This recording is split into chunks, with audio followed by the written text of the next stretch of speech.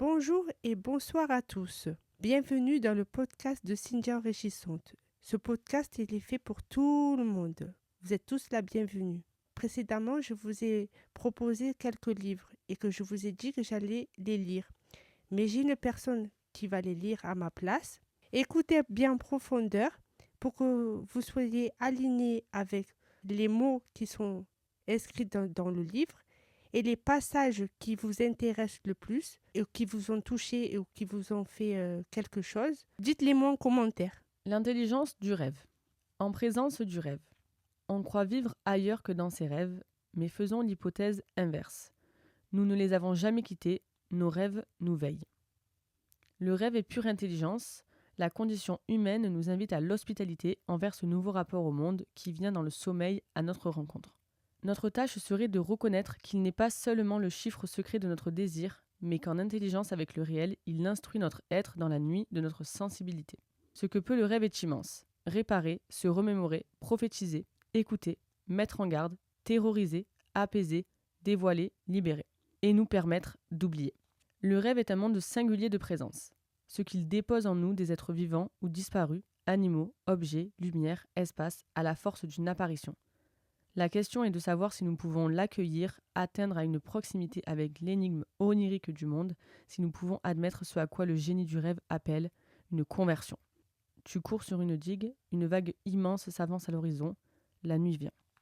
Peut-être rêve-t-on à une seule fin d'éprouver cela, être survivant. Le rêve ferme la boucle d'un certain temps de notre vie pour en ouvrir une autre. Il est le signe que quelque chose arrive.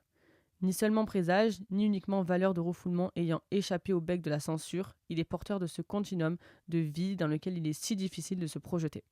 Il est une représentation de quelque chose que la conscience ne peut se formuler encore qu'en image.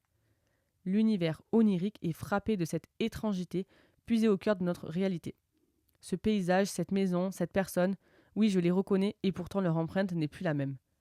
Ils sont devenus les négatifs d'un scénario chargé de solutions magiques ou maléfiques que la pensée peut développer pour y découvrir du sens. Comme pour les créateurs que leur œuvre précède, le rêve vient juste avant que la transformation ait lieu, que la chrysalide s'ouvre. Il est le révélateur, parfois dramatique, parfois merveilleux, mais souvent inquiétant, de ce qui commence à venir se faire présent à nous-mêmes.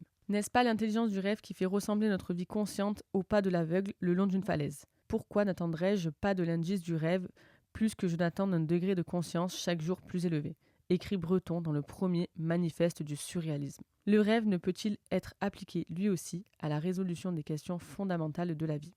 Je crois à la résolution future de ces deux états, en apparence si contradictoires, que sont le rêve et la réalité, en une sorte de réalité absolue, une surréalité. En apparence, oui. On a dit que le rêve était une puissance fantôme venue rétablir une vérité interdite. On a dit qu'il venait de cryptes et de tombes, qu'il surgissait du lieu même de l'impuissance, de la peur, de la cruauté, de la honte. On nous fait croire que l'on pouvait deviner dans ces agencements nos passions et nos crimes. On le décrypte depuis toujours d'une clairvoyance qui pourrait soit nous sauver, qui sait, soit nous perdre. Mais savons-nous seulement dans quel temps opère le rêve ? Est-il notre œuvre ou celle venue avec la nuit des présages ? Le rêve est un événement. Il a lieu, mais hors d'atteinte. Il parle de nous, mais ne s'autorise pas de notre conscience ni de notre attention, pas même de notre pensée. Le rêve survient et s'efface. Il nous distrait de la vie éveillée, mais aussi du sommeil, de sa vivante profondeur. Il est cet échappé, le temps d'une nuit, qu'aucune puissance au monde ne peut empêcher. Une maison d'enfance, tu découvres des pièces inconnues. Au seuil de la dernière est écrit à la craie « voilier ». Il y a un espace entre les syllabes. Or le rêve, la vie et la mort se refermeraient bord à bord, sans espace ni temps pour dire ce qui, de manière fragile mais insistante, parle de là où nous sommes et de qui demeure à nous-mêmes inconnu. Le rêve ouvre la possibilité d'une temporalité verticale et qui pourtant traverse cette vie, ce temps. Que serait une vie qui ne contiendrait pas en elle l'autre vie ? On ne peut pas construire des nuages et c'est pourquoi le futur que l'on rêve ne devient jamais vrai, écrit Wittgenstein. Le rêve est un futur antérieur qui ne consiste pas à prédire, mais à réorganiser ce que nous croyons muet ou sans possible, à raconter une projection dans une action perdue. Il agit en nous, un peu comme une force qui viendrait découdre le passé et permettre de l'habituer autrement, parfois avec peur et violence. Le rêve ne dit pas ce qui va arriver, il inaugure un chemin autre. Si je ne rêve pas, je n'ai pas de lieu en moi où puisse s'espérer le temps. Le temps est comme le sang du rêve. Le rêve est un déplacement de la temporalité, de ce qui fonde finalement, depuis Kant, les limites desquelles se pense la subjectivité. Celui qui te regarde te ressemble, il n'est ni hostile ni bienveillant. Pourquoi as-tu peur ? Très tôt, l'humanité s'est pensée dans ses rêves. Il s'agit du lien vital, civilisateur, du récit de la constitution d'une conscience collective, d'une communauté. Que raconter pour accepter d'être ensemble ? Des songes précisément. Les élucider pour tenter de surmonter la division, les appétits différents. Un rêve n'est pas nécessairement adressé à un seul sujet. Il a cette force de pouvoir être partagé. D'autres que moi ont pu le rêver. D'ailleurs, les objets du rêve ne semblent jamais nous appartenir en propre. Notre identité n'y est pas assurée. Le thème du double que la littérature et le cinéma ont décliné si spécifiquement provient sans doute de ce dédoublement originaire du sujet en songe. Le rêve ressemble dans l'effroi, l'émerveillement. Nous avons aussi parfois les mêmes peurs. Nous rêvons de commencements, des accomplissements. La pauvreté de nos songes dit aussi là où nous en sommes. Certaines civilisations, aujourd'hui disparues, ont fait alliance avec le rêve, ce qui suppose de ne s'effrayer ni de la mort, ni de l'enfance. Les livres de sagesse de Haute-Égypte, de Mésopotamie, de la Chine ancienne, des peuples précolombiens, celles des Védas indiens, des aborigènes, du peuple de Mélanésie, d'Amazonie, ont fait du rêve le berceau dans lequel repose le monde. Ceux qu'on appelle des chamans ont gardé avec le territoire du rêve potentiellement infini dans son déploiement de sens, d'images, de perceptions, une proximité que, sous nos latitudes, nous avons perdue. Le propre du chamanisme est de convoquer des interlocuteurs censés ne pas pouvoir nous parler. Objets, défunts, puissances, symboles, animaux. Un cheval enfoncé dans la neige jusqu'au garrot, la neige l'entrave, il ne peut plus avancer. La sensation de son regard te réveille.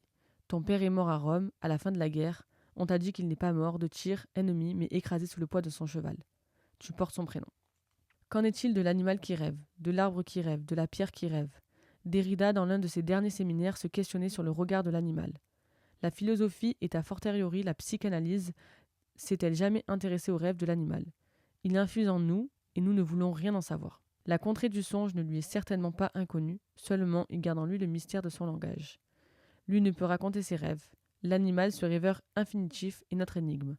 Et nous, qui dira notre condition d'animal rêveur ? Comme si un être parlant, c'était nécessairement être convoqué à dire des rêves. D'abord, le rêve a été reporté au don de prophétie. Il était un présage divin ou diabolique, un message en tout cas, associé aux réminiscences et aux images stellaires, aux traces déchiffrées dans le sable, aux vols d'oiseaux migrateurs, aux chemins de la lumière, aux entrailles d'animaux offerts en sacrifice. Le rêve était la matrice du Dieu ou de la nature. Il fallait l'extraire par la parole, l'écouter, le partager pour l'élucider et délivrer le rêveur de la charge qu'il représentait. En un sens, le rêve est contigu au passage à l'acte, destiné à la mise au jour du trauma. Comme lui, il vient élaborer une figure à l'endroit de l'irreprésentable. Il conduit un scénario qui fait corps avec la vérité. Il lève le secret. Une femme est couchée à terre, blessée, elle te demande de la soigner. Tu sais que si tu ne tentes rien, elle va mourir. On te tend un couteau, c'est un jouet. Quelques semaines plus tard, tu réchappes à un accident. Les présages ont une fonction essentielle. Il maintient séparé le monde des vivants et celui des morts. Les mondes divins et monstrueux. Ils appellent à l'intersection, au déchiffrement, à la lecture. Comme si le rêve avait induit dans l'histoire notre passion de l'interprétation. Depuis Homère, il a été l'objet et le vecteur d'une tradition herméneutique. Parce qu'il est dans la présence tangible d'une radicale altérité de notre être, si peu relié à lui, on a pu croire le rêve vivant de sa propre vie en nous, neuronale ou spectrale, mais dans tous les cas étrangère à la conscience. Il y a des fleurs éparpillées sur le sol, elles jonchent le sol et la sensation est celle de marcher sur un corps vivant. Tu entends quelqu'un te dire « Ne bouge plus, sinon tout disparaîtra ». Le rêve distille sa puissance de vision dans les entrelacs du jour. On peut rendre fou quelqu'un en l'empêchant de rêver. Les chambres de torture ont su user de ce pouvoir. On peut aussi sauver sa vie en écoutant ses rêves à temps. Car le rêve a avec le temps une affinité particulière. Il le déjoue en nous, donnant accès à une temporalité autre. Freud dit que l'inconscient est Zeitlost, qu'il ignore le temps. Il n'y a pas d'adéquation entre le temps où l'on se remémore et le rêve. Il y a une liberté du rêve par rapport au temps, comme s'il y en a une par rapport au langage, au désir, à la raison et même aux affects. Cette liberté est incomparable et il est vital de lui redonner ses lettres de noblesse. Il est nécessaire que la psychanalyse découvre que les pulsions arraisonnent le rêve. Elle arrachait ainsi les songes aux contrées du mythe, qui le voulaient présage ou incantation. Prière et délivrance, choisissant, elle, d'y lire non le destin d'un individu ou d'un peuple, mais le trajet mystérieux du désir pour un sujet qui préfère, comme on sait, toujours l'ignorer. Voilà. Je n'ai pas pu lire parce que moi, quand je lis, ça fait un peu robotique. Alors, c'est pour ça que j'ai demandé à la personne de lire à ma place. Et moi, pas de stop. Plus tard, je commencerai à lire parce que je m'entraîne petit à petit. Je vous invite à partager vos moments préférés, les passages qui vous ont plus parlé, qui sont plus alignés avec vous, avec votre intérieur et votre âme et votre esprit. Merci bien d'avoir écouté. Bonne soirée et bonne journée à vous. Merci bien. À la semaine prochaine.